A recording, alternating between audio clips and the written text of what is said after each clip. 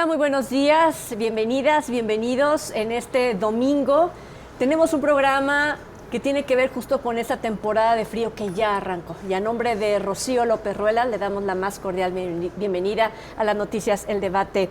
Y justo este domingo 23 de noviembre, pues le doy también la bienvenida a quienes nos acompañan en esta mesa para hablar de estas enfermedades respiratorias. Doctor Gerardo Rojas Sánchez, jefe de Neumología y Fisiología Pulmonar del Hospital Civil de Guadalajara, Fray Antonio Alcalde. Doctor, bienvenido. Muchas gracias por la invitación. También nos acompaña esta mañana Luis Fernando Lepe Vega, terapeuta respiratorio del Hospital Civil de Guadalajara. Bienvenido. Muchas gracias, Trini, por la invitación. Gracias.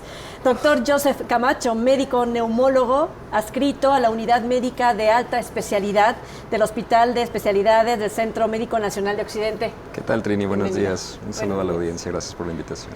Pues yo digo, llega el frío, nos cambia un poquito la manera habitual, porque el frío es mucho más corto que la temporada como de calor, ¿no? Y viene una reacción natural del cuerpo. Para comenzar, que hay cosas que son naturales y que no por llamarle enfermedades significa que es anormal. Doctor Joseph, ¿podríamos comenzar explicando que hay cosas naturales que son parte de la reacción del cuerpo? Claro, como tal, nuestro cuerpo humano es sumamente perfecto, al igual que el pulmón, para nosotros los neumólogos es sumamente importante, una parte básica del funcionamiento del cuerpo. ¿Y qué sucede justamente en esta temporada invernal? El propio pulmón, la vía respiratoria, empieza a hacer un poco de mecanismos que nos conllevan a que se proteja el pulmón de lo que puede considerar ajeno, más aún en contexto de ciertas enfermedades pulmonares como son enfermedades obstructivas, enfermedades intersticiales. Esta es la temporada donde el neumólogo estamos siempre atentos de nuestros pacientes por el riesgo de desarrollo de complicaciones en esta temporada invernal asociado a la baja de temperatura y a la disminución también de la humedad en el ambiente. Porque la humedad al pulmón, ¿qué le da? La humedad en el pulmón, hay estudios que han evidenciado que tiene más avidez los virus respiratorios a poder entrar hacia el aparato respiratorio. Le cuesta más trabajo al aparato respiratorio poder humidificar ese aire y si no lo puede humidificar bien, puede tener eventos donde el pulmón se cierra, hacen eventos de broncoespasmo incluso. Claro. Y si le hago la misma pregunta, doctor Gerardo Rojas, ¿el cuerpo de manera natural reacciona a qué? ¿Qué es diferente en esta temporada de frío?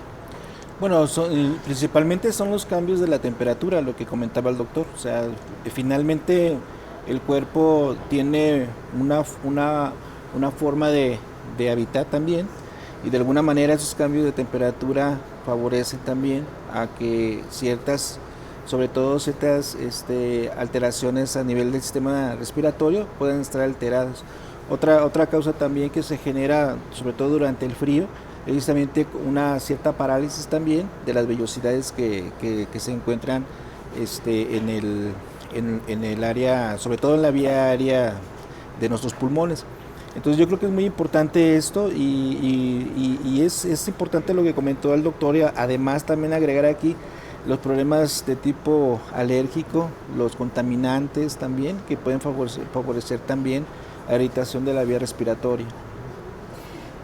Creo que por el tipo de clima que tenemos o por el medio ambiente que tenemos en ciudades tan grandes como es la zona metropolitana de Guadalajara, y yo no dudo también en la costa o en algún otro lugar, por ejemplo en las zonas de bosque, que hay una gran cantidad de emisión de estas pequeñas partículas de las propias plantas y que resulta luego la gente que se vuelve alérgica a ese tipo de polen o etcétera.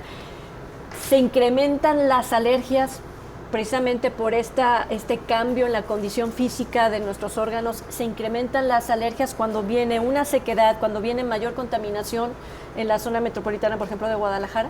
Sí, por supuesto. O sea, el simple hecho de bajar la temperatura ya hay cambios importantes. Y sobre todo de las partículas o de la masa particulada que son menores de 10 micras, que pueden de alguna manera favorecer también la entrada a la vía respiratoria y de esta manera también favorecer a una hiperreactividad ahí a nivel bronquial, ¿sí? Y es importante destacar esto porque la gran mayoría de las partículas que estamos respirando, sobre todo en esta zona metropolitana de la ciudad de Guadalajara, se encuentran en este tipo de partículas, ¿sí? Las que conocemos como PM10. Es correcto, es correcto. La masa particulada, que es muy importante, y que el aire de alguna manera o la calidad del aire al que estamos respirando, es muy probable que existan ese tipo de partículas, ¿sí?, que pueden favorecer la entrada a la vía respiratoria. ¿Cubrebocas sería suficiente? Sí nos puede ayudar bastante, pero también informar a la población sobre la quema, ¿no? La exposición a biomasa, porque es muy común, si recordamos cada año cómo se levanta un 25 de diciembre, no vemos absolutamente nada. Entonces también informar a la población sobre el riesgo que puede generar el hecho de hacer fogatas, quemar algún cierto tipo de pirotecnia con la masa particulada que le eleva todavía más. Entonces eso también conlleva que se termine de perpetuar un círculo, un triángulo vicioso. Es correcto. ¿Que empieza cuándo y termina cuándo? Empieza en un paciente que está con factores de riesgo para desarrollar algún tipo de complicación pulmonar. Está el ambiente que lo forman las personas que empiezan a hacer la masa particulada, la exposición a la biomasa, y es un círculo vicioso porque alguien se va a enfermar a lo mejor de algún proceso respiratorio de origen viral que va a contagiar a otro y va a ser una cadena de no terminar. Y hablando de fechas en el sector médico, ¿cuándo ustedes están alerta? ¿Desde cuándo hasta qué marzo, que comienza la primavera? Nosotros vemos que el incremento de las enfermedades respiratorias comienzan a partir del mes de octubre, ¿no? Y prácticamente termina toda esta etapa más o menos a mediados de febrero, o incluso cuando empieza también la primavera, luego empieza también a incrementar un aumento otra vez, sobre todo relacionado con esto, con lo que usted comenta, la polinización, que es muy importante, y la liberación de polen y el desarrollo de enfermedades, sobre todo alérgicas, ¿no?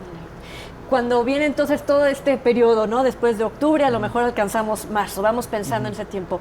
¿Qué tanto se incrementa, por ejemplo, la atención en los hospitales civiles? Le pregunto, quién es terapeuta, que tiene que estar ahí pendiente de cómo se comporta todo nuestro sistema respiratorio.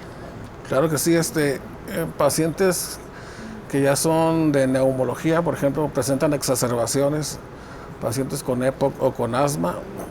En urgencias pediatría también incrementa el número de niños con problemas respiratorios, con complicaciones de asma. Y urgencias adultos y urgencias pediatría aumenta. Y pues de ahí pues las terapias intensivas de adultos y pediatría. Ahí es muy importante hablar de este grupo de la población, porque cualquiera se puede enfermar. Sí. Sin embargo, para llegar o podría ser el riesgo mucho más alto en población que infantil y adultos mayores. ¿Sí se incrementa, por ejemplo, ahí la visita con ustedes?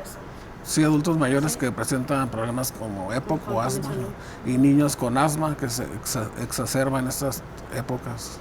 Claro, y ahí es donde también, ojo, para las personas que nos están viendo en esta mañana, porque si ya tenemos en casa quienes tienen qué tipo de enfermedad, aparte de las que ya mencionó, pero qué tipo de síntoma, o en qué momento voy al doctor porque ya está presentando qué. Ok, lo primero que tenemos que identificar es qué paciente es el que se nos puede complicar, ¿no? Cursar con una infección severa, una complicación que amerite hospitalización. Son todos aquellos pacientitos de más de 65 años, nuestros abuelitos, son los que pueden estar en un riesgo de desarrollo de complicaciones. Pacientes que tienen alguna cardiopatía, alguna enfermedad en su corazón, pueden llegar a desarrollar complicaciones. Como ya bien lo mencionamos, enfermedades como asma, EPOC, enfermedades intersticiales pulmonares, fibrosis pulmonar, bronquiectasias o algún tipo de inmunodeficiencia, son los que pueden tener alguna afección en esta temporada invernal que pueden ameritar hospitalización e incluso un ingreso a una unidad de terapia intensiva. ¿De acuerdo? ¿Cuáles son las señales de alarma que tenemos que llevarnos a casita para la población en general? Básicamente es un paciente que tiene falta de aire, lo que denominamos en el término médico disnea. Falta de aire, que su saturación esté por debajo de 90 y que sea sostenido, que empiecen con alzas térmicas de más de 38.3 grados. O si es un paciente, por ejemplo, con EPOC, que es un paciente que siempre tose y tiene expectoración o flemitas, que cambie la coloración. Muchas veces algunos pacientes nos refieren, me está silbando el pecho, siento como un gato atorado, un gorgoreo en mi pecho. Eso también será una indicación de una pronta atendimiento en una unidad de hospital, o por lo menos un servicio de urgencia, o acudir con algún especialista médico. Cuando me habla de esta parte donde ya llega la emergencia, me pongo a pensar qué tan capacitado está el personal en ese sentido para actuar de manera inmediata, pero sobre todo con el procedimiento indicado? En muchas ocasiones cuando hablamos del COVID-19 durante la pandemia, que no sabíamos cómo era el comportamiento para atender justo esto, ¿no? Que no podías respirar, se discutió mucho sobre el uso de los estos nebulizadores, pero antes habían estas máquinas que era para ayudar a respirar, concentradores de oxígeno, sí. ¿cierto? Entró en la polémica de si perjudicaba más o menos, etcétera. ¿A qué voy con eso? Es, en este momento hay mayor entendimiento de lo que significa, por ejemplo, una enfermedad respiratoria como el COVID-19 y atenderlo a tiempo con buenos instrumentos. Sí, yo creo que nunca fue más importante el pulmón hasta que apareció la COVID. pandemia. O sea, ahí nos dimos cuenta de la importancia que tenía el sistema respiratorio, el sistema cardiovascular, ¿sí? Y sobre todo el estudio de las enfermedades respiratorias. O sea, sí cambió del 2020 a la fecha la forma en cómo se atiende las enfermedades respiratorias. Por supuesto. Siempre había existido, por ejemplo, la rehabilitación pulmonar. Sin embargo, después de COVID-19, la rehabilitación fue fundamental en el tratamiento de los pacientes. ¿Qué le parece si regresando, porque tengo que hacer una breve pausa, retomamos el tema de cómo ha sido eso, sobre todo los terapeutas, que yo imagino que les cambió muchísimo el ABC de cómo tratar a las enfermedades respiratorias? Vamos a hacer una breve pausa y ya regresamos.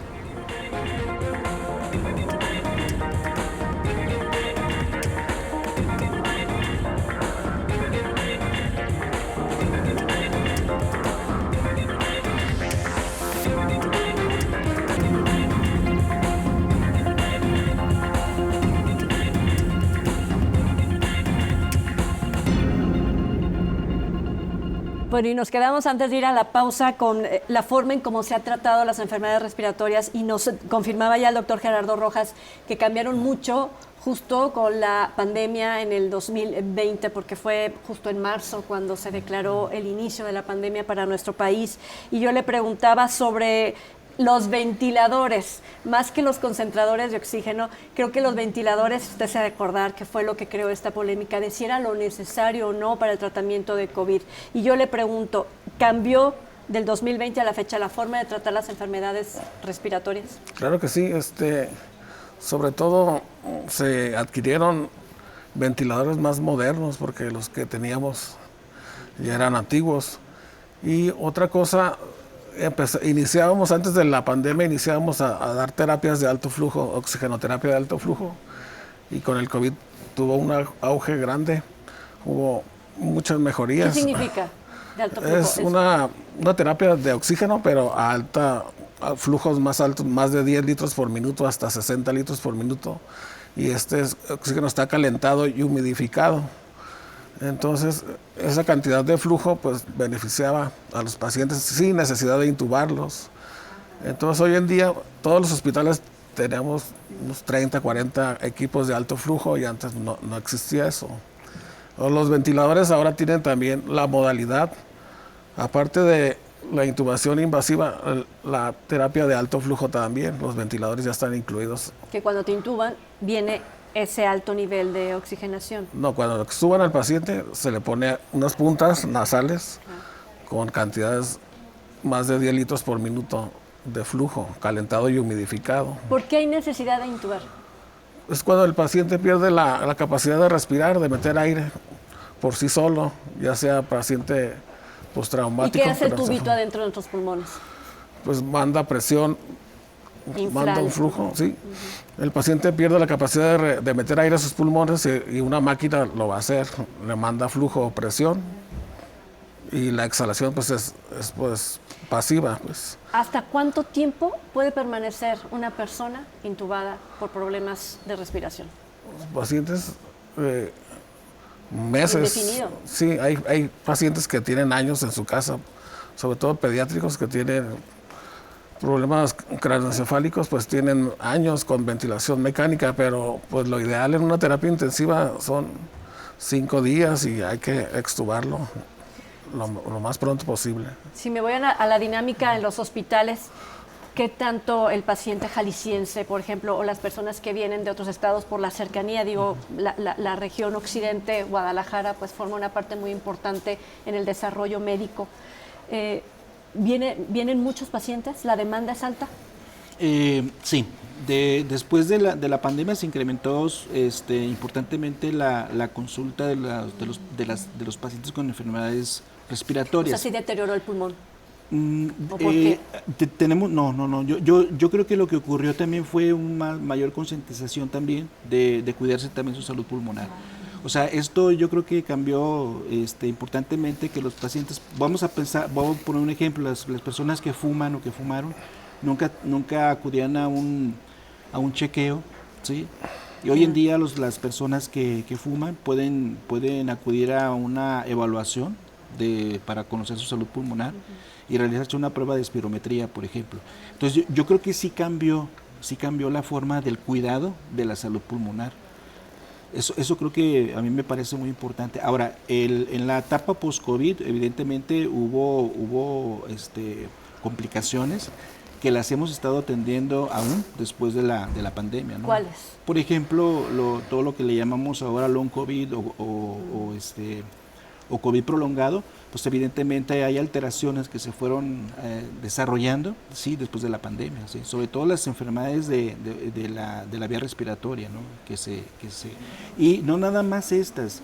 Yo creo que también lo que ocurrió después de la pandemia fueron las enfermedades cardiovasculares, incluso las enfermedades de corazón, que también sufrieron algunas alteraciones con la enfermedad de COVID-19 y posteriormente pudieron desarrollar insuficiencia cardíaca. ¿Qué relación hay entre las enfermedades respiratorias y los problemas cardiovasculares? Porque ya lo mencionó usted en algún momento, ¿no? Quienes padecen alguna enfermedad cardiovascular, ojo, en esta temporada, pero ¿vuelve usted a relacionar la parte respiratoria con la parte cardiovascular? ¿Por qué? Porque la interacción cardiopulmonar siempre va a estar presente, tanto en la salud como en la enfermedad. Si falla de alguna manera el corazón, puede llegar a fallar también el pulmón y viceversa. Si falla el pulmón, puede llegar en un momento dado también fallar el corazón. Están unidos el corazón y el pulmón por la circulación pulmonar. Entonces creo que esto es lo que lo hace lo importante. Lo que antes se veía como disciplinas aparte, como era la cardiología y la neumología, ahora vemos que hay una interacción muy importante entre las dos especialidades. ¿Cómo le hacen? ¿Y solamente estas dos o la atención en problemas respiratorios o enfermedades respiratorias tienen que ser multidisciplinaria? No, sí, claro, porque el cuerpo humano es tan perfecto que necesita que todos los órganos funcionen bien. Por ejemplo, si un pacientito está enfermo del riñón, no se le ha hecho una diálisis o ya tiene un deterioro de la función renal o incluso hepática, tiene complicaciones también a nivel pulmonar. Pueden desarrollar lo que comúnmente se conoce como agua en el pulmón o un derrame pleural. Pueden incluso generar riesgo de hipertensión pulmonar cuando tienen afección hepáticas. El cuerpo humano es tan perfecto que si uno disfunciona, otro lo va a tratar de compensar, pero ese punto compensatorio tiene un límite, que es cuando debemos de tratar las enfermedades para no deteriorar a los demás órganos. Y cuando entran a terapia, usted necesita, Luis Fernando Lepe, los estudios de quiénes. Antes de decirle, oiga, le tiene que hacer así y ya está. Sí, claro que sí, el médico tratante, ya sea neumólogo, internista, especialista en cuidados intensivos, pues nos indica qué terapia necesita y nosotros ya seleccionamos el equipo de acuerdo al peso, la edad del paciente, y se lo proporcionamos. Siempre vamos a estar ayudando al médico, siempre. A ver, imagínense, voy a poner un ejemplo, long COVID.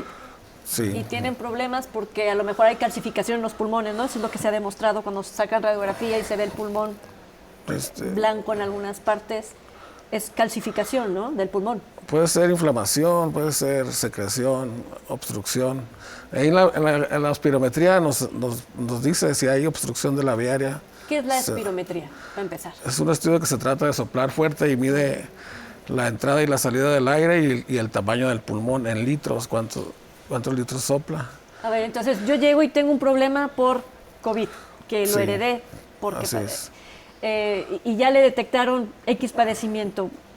Dígame una enfermedad X, ¿cuántas citas debo cumplir con usted? ¿Qué tipo de ejercicio? Vamos poniendo un ejemplo. Claro que sí. El paciente acude a la consulta externa y lo mandan a hacer unos estudios de una espirometría. Casi siempre iniciamos con una espirometría. Que hay que soplar. Sí, Pues, hay que soplar fuerte, fuerte, fuerte, y lo más largo y fuerte que se pueda.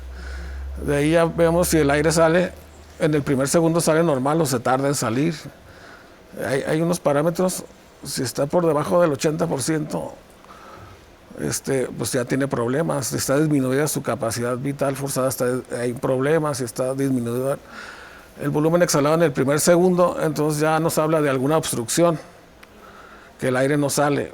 Es lo que les pasa a los pacientes con EPOC, que el aire no sale. Sí entra, pero no sale. Entonces ya de ahí pues ya el médico le da su tratamiento y puede tener terapias, oxigenoterapia o rehabilitación, ejercicios respiratorios, reeducación. Hay que enseñarlo a que mueva el diafragma, porque los pacientes respiran y levantan los hombros. Curiosidad. Sí. Y siento que necesito respirar. Respiran y levantan los hombros y contraen el abdomen, así no se debe de respirar. Los hombros no se mueven, nada más el abdomen hay que relajarlo para poder movilizar el diafragma. Es reeducación diafragmática y pues hay muchos ejercicios. Pues son mínimo 3 semanas, hay que ejercitar. Y después ese ejercicio se puede llevar a casa. O sea, ustedes les enseñan, por ejemplo, Sí. a comprar algún tipo de instrumento que se pueda llevar a casa, y qué tan caro es y qué tan probable es que si siguen la dinámica en casa pueda mejorar justo no solamente esa capacidad de respirar, sino también ayudar a mejorar en la enfermedad. Claro que sí, para debilidad muscular o capacidades pulmonares bajas existen los ejercitadores pulmonares que son inspiratorios, tienen una resistencia y hay que inspirar. Esos son para aumentar la capacidad pulmonar o disminuir atelectasias, pero pacientes con EPOC, por ejemplo, hay que enseñarles a sacarse el aire o a sacar sus secreciones, que esos son ejercicios de soplar, presión positiva expiratoria, son para eliminar secreciones. Entonces, de acuerdo a la patología, son los ejercicios que se deben de hacer cada paciente. Ahí está, bueno. A mí me llama la atención algo, debilidad muscular. Hay Así que es. entender que para que el pulmón haga esto hay un diafragma que está conectado con todos los músculos de la parte torácica, bueno, ¿no? Sí, así Y me imagino que cuando son bebés no tienen esa fortaleza, o cuando son adultos mayores van perdiendo esa fortaleza en los músculos. Entonces ahí hay que también pensar en cómo es la estructura corporal de cada persona que ustedes atienden. Sí. El diafragma es el músculo más importante de la respiración. Entonces, lo que se debe de hacer es esa reeducación de la respiración. Parece ilógico que nos digan que no sabemos respirar, ¿no? Pero tiene que volver otra vez a una reeducación de la respiración. Hay que entrenar, hay ejercicios de entrenamiento para el diafragma y los músculos accesorios. O sea, creo que esta parte de la reeducación es tan importante en tanto el tratamiento, ¿sí?, de las enfermedades respiratorias. O sea, es un tratamiento no farmacológico, ¿sí?, pero que es importantísimo y muchas veces superior incluso de los otros tratamientos farmacológicos. Yo creo que aquí es importante hacer nada más énfasis en que los pacientes con problemas respiratorios requieren una etapa de rehabilitación pulmonar en todos los casos, ¿sí? Y una de las principales fortalezas que tiene la rehabilitación pulmonar precisamente es reeducar al paciente nuevamente a que conozca la técnica de respiración. Usted lo comentó también, los niños cuando nacen, ellos tienen respiraciones diafragmáticas, ellos respiran con el abdomen, ¿sí? Vamos creciendo, nos vamos creciendo con la edad y vamos olvidando esa técnica de la respiración diafragmática hasta la edad adulta, que muy O sea, yo me equivoqué porque respira mejor entonces un bebé, porque de manera, ¿cómo se llama? No aprendida, sino saben respirar con el diafragma. Sí, claro, es una respiración fisiológica que no requiere incluso de una enseñanza, es algo que el bebé nace con esa técnica para respirar. Tengo que hacer una breve pausa, y bien mencionó, no solamente son las técnicas a través de la terapia que bien ha mencionado, sino también se necesita, por ejemplo, de la medicación o la vacunación. Así que al regresar volvemos con eso.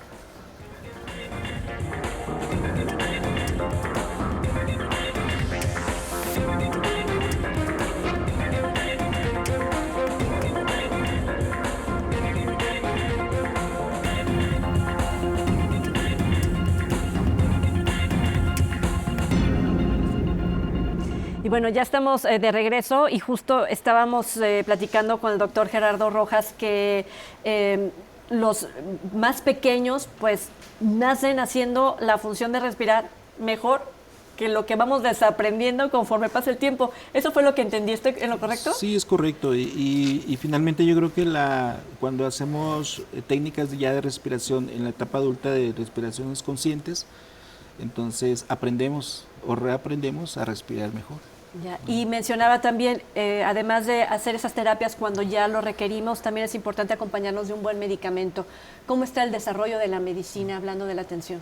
Definitivamente ha habido un gran avance en los últimos años, sobre todo después de la era de la pandemia que se volvió a ver completamente al área de la salud respiratoria. Y va a depender mucho del tipo de patología pulmonar que presente el paciente para prepararlo para cuando llega, por ejemplo, una temporada invernal. Ahí es donde entra el tema de la inmunización, que lo que queremos con la inmunización es evitar que desarrollen enfermedades graves que necesiten una atención intrahospitalaria. Porque ahí, cada vez que un paciente, dependiendo de la enfermedad, cursa con cierto tipo de infección o complicación relacionada a su enfermedad, pierde porcentaje de funcionalidad que puede no recuperarse de su pulmón. Y si a eso agregamos que entre los 25 y 30 años llegamos al máximo desarrollo de nuestra capacidad pulmonar, cada año vamos perdiendo cierto tipo de esa capacidad. De los litros que nos comentó el compañero, se van perdiendo conforme cada vez que pasa un año, en promedio entre 20 y 50 mililitros por año. Y eso se aumenta si un paciente ha fumado.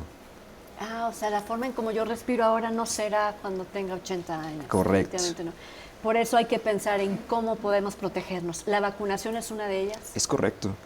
Sobre todo en pacientes que ya tienen una enfermedad respiratoria, la inmunización es una pieza clave de la prevención primaria para que no desarrollen algún tipo de complicación o incluso una desestabilización, aunque no necesiten hospital, una desestabilización y mayor sintomatología en esta época. Lo que queremos que nuestro paciente con enfermedad respiratoria es que tenga una vida normal o lo más normal posible con el uso de medicamentos, rehabilitación y todo este tipo de situaciones. Y la vacunación es una pieza clave en ayudarnos en ese tenor. A ver, a lo mejor no son pediatras, pero acaba de nacer un bebé y hablando de temas respiratorios, ¿qué vacuna se tiene que aplicar?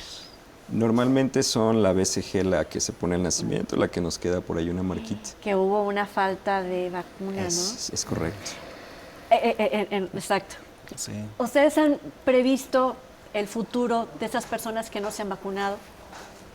Bueno, definitivamente basta con ver unos países un poco más tercermundistas que nosotros, donde evidentemente vemos que hay más prevalencia de enfermedades que, por ejemplo, en nuestro contexto no hay. Por ejemplo, la BCG ayudó a que hubiera una disminución de tuberculosis diseminada en México con la vacunación, porque la tuberculosis es una enfermedad prioritaria que se le denomina. Lo que queremos es erradicarla, y es uno de los puntos que la OMS en años pasados ha venido mencionando, claro, y México también tratar de controlar esa enfermedad porque seguimos siendo muy endémicos de tuberculosis. ¿Es posible que que aparezcan más casos en un futuro? ¿De tuberculosis? Sí, de estos niños no vacunados. Sí, por supuesto. Por supuesto que sí va a ocurrir. Y un tema mediático es el tema del sarampión. Exacto. O sea, sarampión también hay que reconocer que también hubo una etapa donde no hubo una inmunización correcta, adecuada, y que estamos viendo, por ejemplo, casos de sarampión en la actualidad.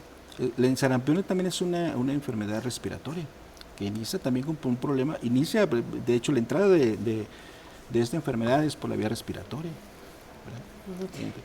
Y justo cuando es vía respiratoria, el contagio y con una pues estado de salud deprimido, en el sentido de no buenas defensas, no buena alimentación, no buena actividad física, etcétera, etcétera, como estamos viendo que es el comportamiento de la población actualmente.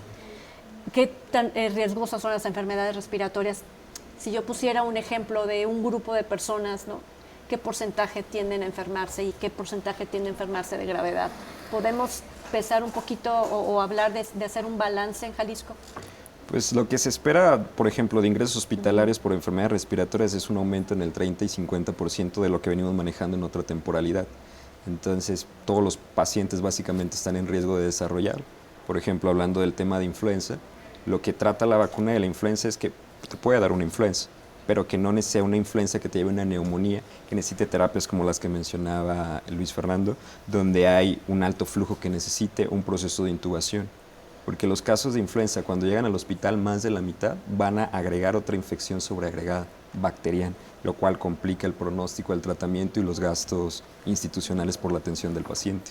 Para el tratamiento, los antibióticos y los corticoides, ¿eso es como que lo básico para atender un problema, una infección respiratoria? Hay indicaciones muy precisas porque la principal causa del resfriado común ahora que viene esta temporada son virus. Los virus, a excepción de, por ejemplo, COVID o influenza, normalmente es manejo sintomático. ¿Qué es el manejo sintomático? Te damos antipirético para la fiebre, te hidratamos, te damos algún tipo de antihistamínico. No toda infección es sinónimo de antibiótico, eso tiene que quedarnos muy en claro.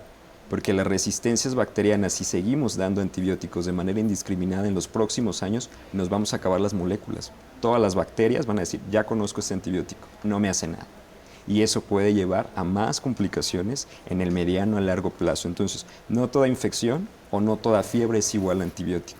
Por eso es importante acudir a atención médica para identificar puntos claves que puedan indicar que sea infección bacteriana versus una infección viral. Y el uso de corticoides se reserva dependiendo del tipo de enfermedad. Si es una exacerbación de EPOC o asma, puede considerarse el uso, pero por ejemplo, una neumonía que no es grave, no hay cabida para el uso de corticoides. E incluso un paciente con influenza se le da su tratamiento y se le pone esteroide, aumenta la mortalidad. Entonces no hay que usar indiscriminadamente los corticoides. Hay indicaciones precisas para todos los tratamientos. Y sobre todo los antibióticos, aunque se haya restringido la venta sin receta, aún así veo que la gente sigue confiando en los antibióticos. ¿Cómo le podemos decir a la población que el antibiótico no es la solución para una enfermedad de virus, como por ejemplo la que vamos a empezar o que estamos empezando a ver ya en nuestra ciudad? Definitivamente yo creo que para eso sirve este tipo de foros, para orientar precisamente a la población de que las enfermedades respiratorias no todas se van a tratar con antibiótico, o sea, no todas, o sea, y luego como lo comentó el doctor, o sea, el problema de la resistencia bacteriana es un verdadero problema de salud pública también, y peor ahora. En los últimos 10 años solamente han aparecido unos 4 o 5 antibióticos nuevos. O sea, todos los antibióticos que ahora utilizamos, ¿sí? Tenemos que utilizarlos de una manera muy selectiva. Muy selectiva. ¿Por qué? Porque precisamente puede llegar un momento en el que el paciente no va a poder ser tratado con los antibióticos comunes que utilizamos. La población no debe de utilizar antibióticos, o sea, deben ser recetados por un médico y por un médico que conozca el uso también de los antibióticos, ¿no? Eso es importantísimo que deben de comprender, ya lo comentó el doctor, un resfriado común debe de tener medidas generales primeramente y haya probablemente desarrollo de esa enfermedad que orientan a que tiene una infección bacteriana, pues en ese momento recetar un antibiótico, ¿no? Y todavía siendo más específicos, deberíamos estudiar al paciente y probablemente buscar la causa más selectiva, si tiene, qué tipo de bacterias tiene, y ser selectivo también en el uso de los antibióticos. Nosotros tenemos una movilidad tremenda. De hecho, cuando mencionó sarampión hace un momentito, vimos que parte de esta propagación del virus es por la movilidad, ¿no? Personas que vienen a trabajar, por ejemplo, al campo y llegaron con ciertos síntomas, lo identificaron del estado de Guerrero, etcétera, etcétera.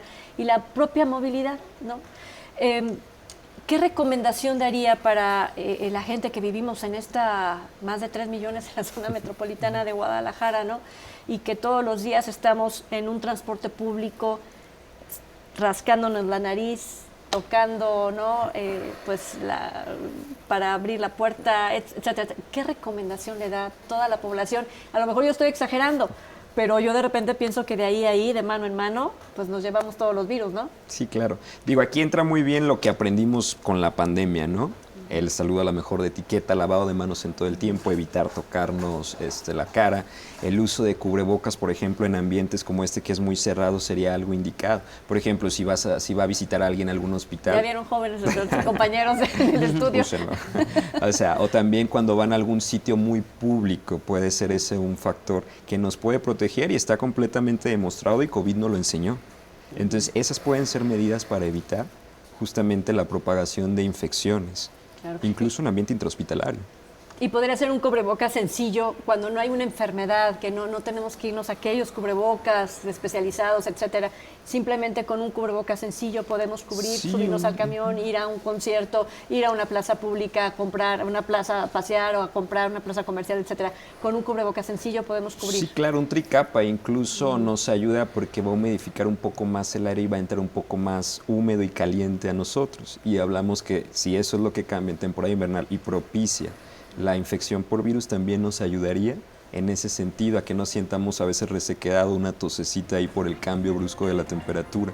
Entonces sería una buena opción utilizar a lo mejor un cubrebocas de tipo de tricapa acompañado de las medidas de lavado de manos, estornudo de etiqueta, todo este tipo de situaciones. Yo hablé de COVID, hablé de influenza.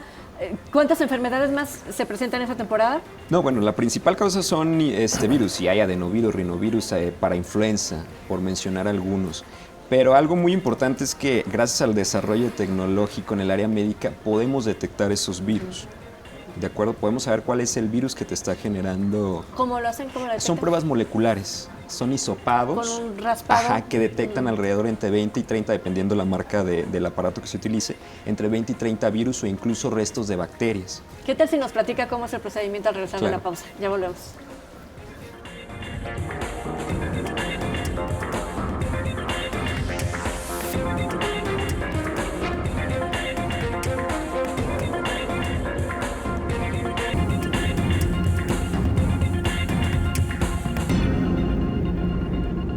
Bueno, ya estamos de regreso y justo platicando con el doctor Joseph nos hablaba de un raspado, que es, recuerdo, aquel hisopo, ¿no? Para detectar justo detrás de la garganta esto. ¿Siguen haciendo ese procedimiento? Sí, claro, pero ya se ha diversificado y podemos detectar más de 23 agentes patógenos entre virales o bacterianos para definir cuál es la causa que está conllevando a la infección respiratoria, y con esto, si es algún agente que pueda tener algún tratamiento, brindarlo y evitar el uso de antibióticos también.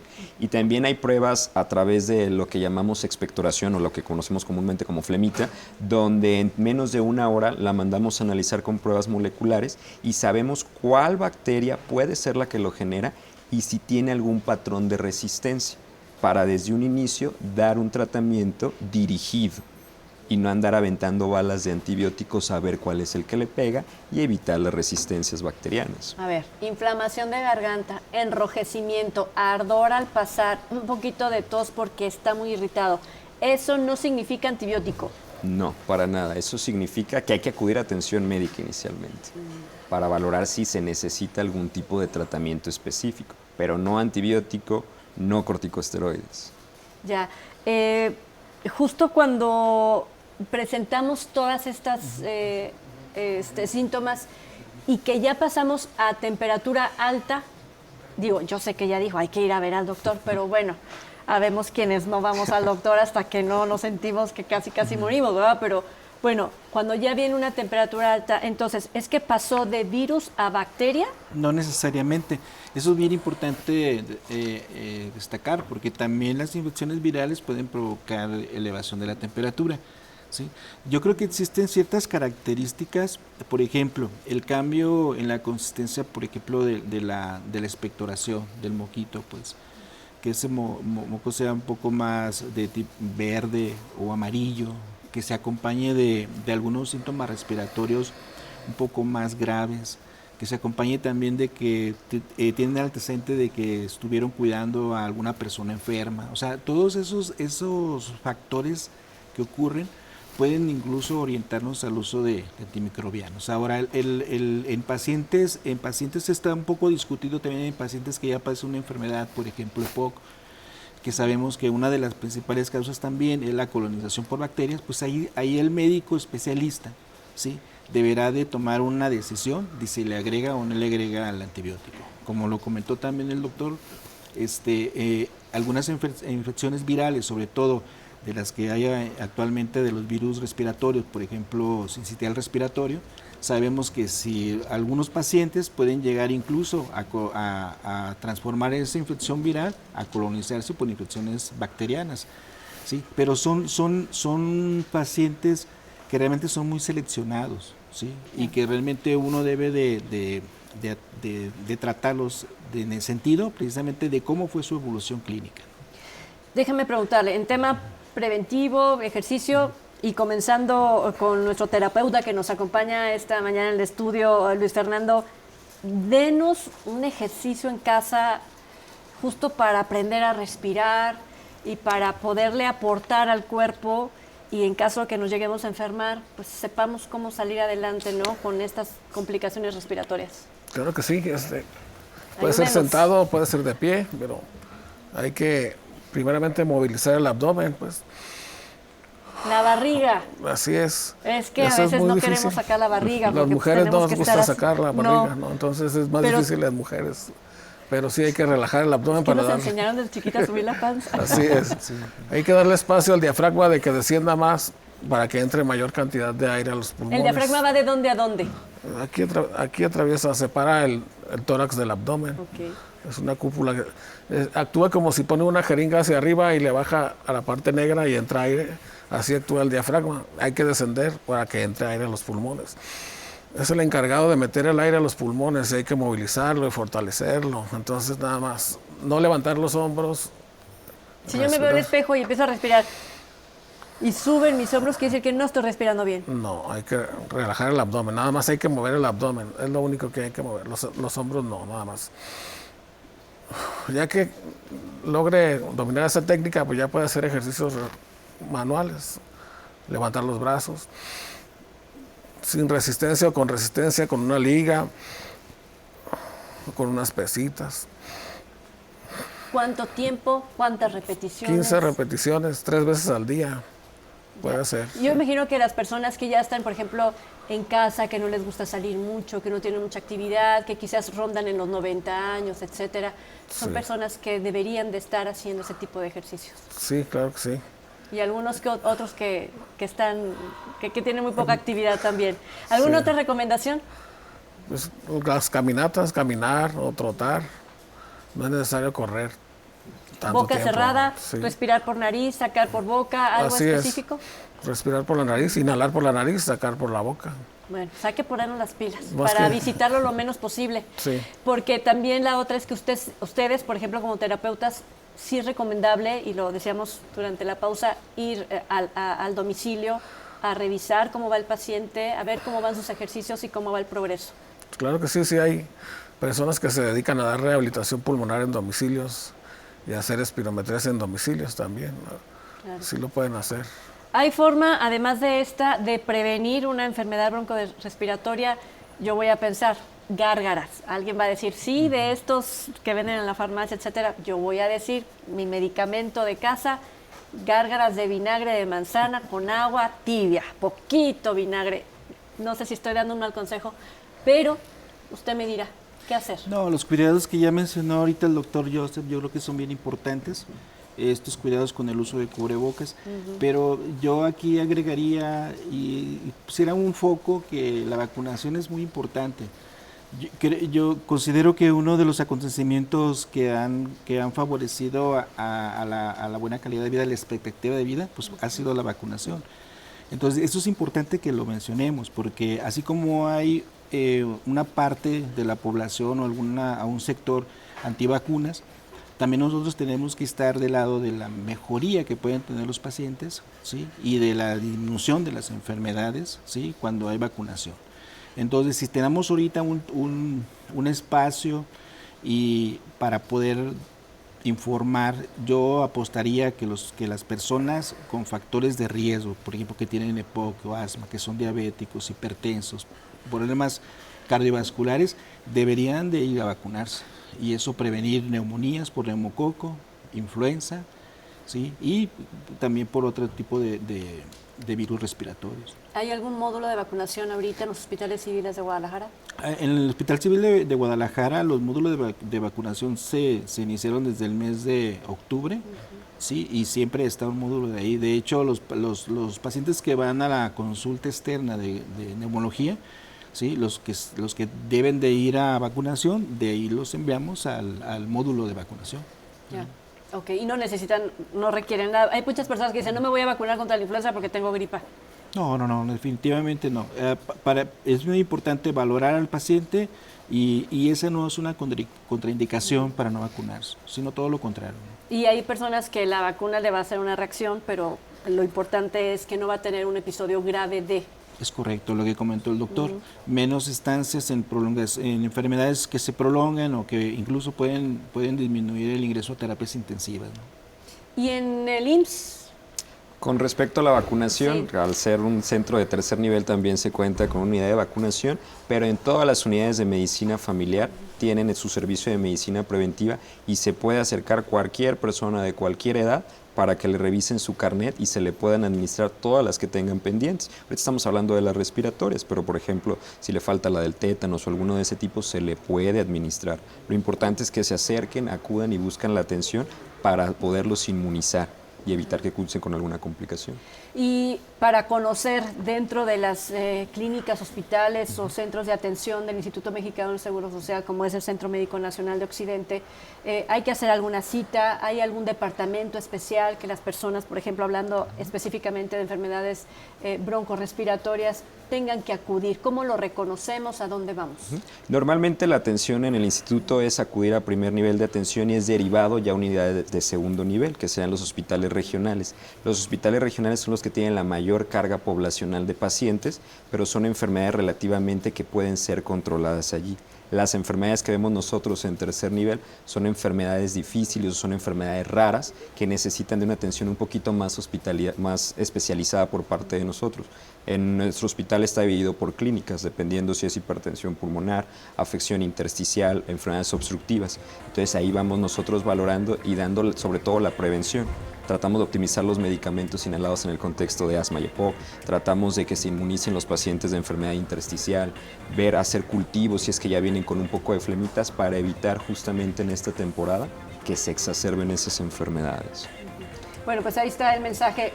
Nuevamente, si presentan qué síntomas, acudir con su médico. Fiebre, flema verde, amarilla o con pus o con sangre, que tengan dificultad para respirar, una saturación por debajo de 90% sostenida. Serían indicaciones de acudir inmediatamente a algún servicio de urgencias más cercano.